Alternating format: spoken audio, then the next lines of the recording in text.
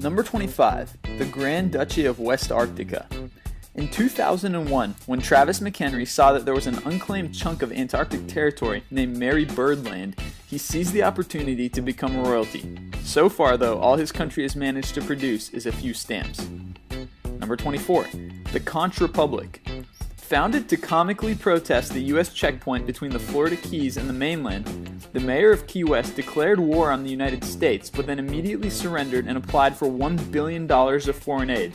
The protest was successful. Number 23, Rose Island. Constructed in 1968 by Italian architect Giorgio Rosa, this platform off the Italian coast was meant to be a tourist spot, but as soon as it was constructed, Rosa declared sovereignty. Unfortunately, the Italian government thought he might try to avoid taxes, so the Navy blew it up. Number 22, Freetown, Christiania.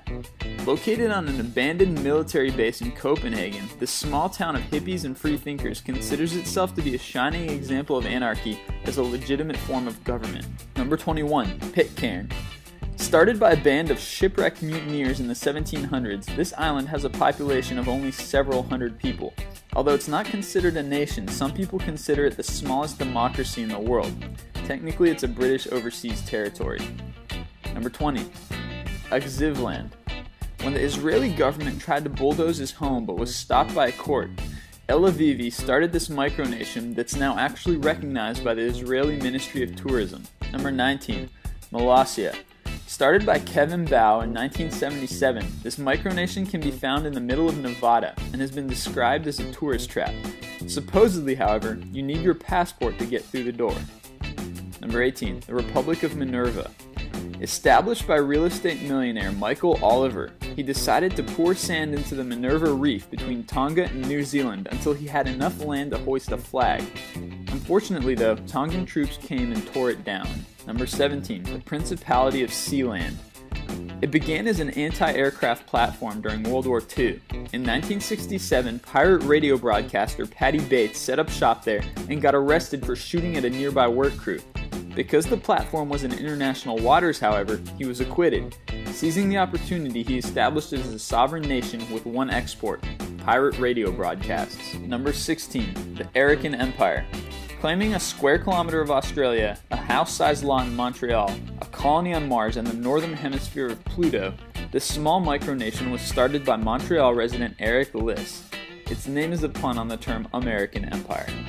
Number 15, Principality of Hutt River. One of the more famous micronations on our list, wheat farmer Leonard Castle started the small country in the middle of Australia as a response to quotas telling him he couldn't sell all of his grain. Today it has 18,000 citizens living abroad. Number 14, the Dominion of Melchizedek. Claiming part of Antarctica and some random islands, this micronation is involved in numerous financial schemes and has been described as the most diabolical international scam ever devised in recent years. Number 13, the Principality of Seborga. Due to what has been labeled some sort of clerical error, the existence of this small town in northwest Italy has been omitted from nearly every political treaty and document for the past 1,000 years, which led the residents to claim sovereign status and at the very least boost their tourism. Number 12, Kingdom of Enencio. Based on the U.S. territory of Wake Island, a small separatist group seeks recognition as a Micronesian state. Although their bid has been unsuccessful, they've at least managed to set up a website. Number 11, Filatino. When this small Italian village was told that it would have to merge with the neighboring village to cut administrative costs, the villagers instead decided on independence. So far, it's printed its own currency, established a coat of arms, and sought to ratify a constitution. Number 10, the Principality of Y.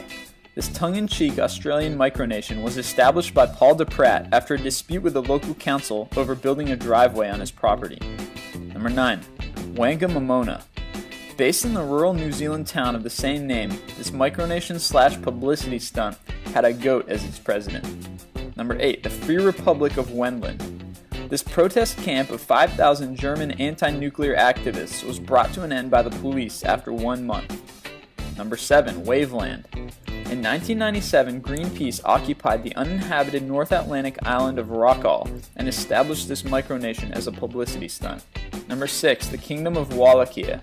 This small micronation was started in a corner of the Czech Republic with the intention of attracting tourists. The gimmick worked, although there's been some political infighting. Apparently the appointed king started taking his job too seriously and demanded a cut of the profits. Number 5. North Dumpling Island. Just off the coast of Connecticut, this island was bought by Dean Kamen. When he tried to build a wind turbine, he was denied permission, so he joked that he was seceding from the US.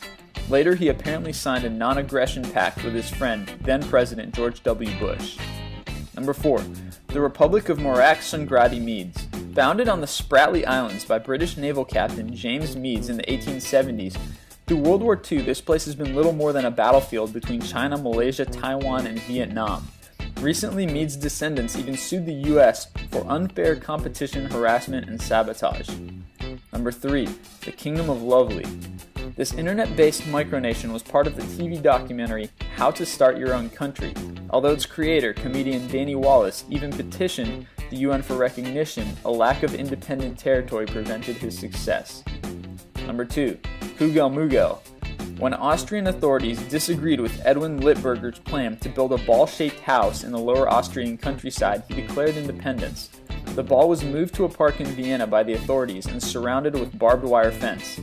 Edwin then refused to pay taxes, after which only a pardon by the Austrian president saved him from jail. And number 1. Celestia. This defunct micronation actually claimed all of outer space and wrote letters of complaint to the US and Russian government when they began flying high-altitude aircraft. If you liked the video you just saw, then feel free to subscribe to our YouTube channel by using the orange button in the top right. And don't forget to go check out our website at list25.com for more awesome lists.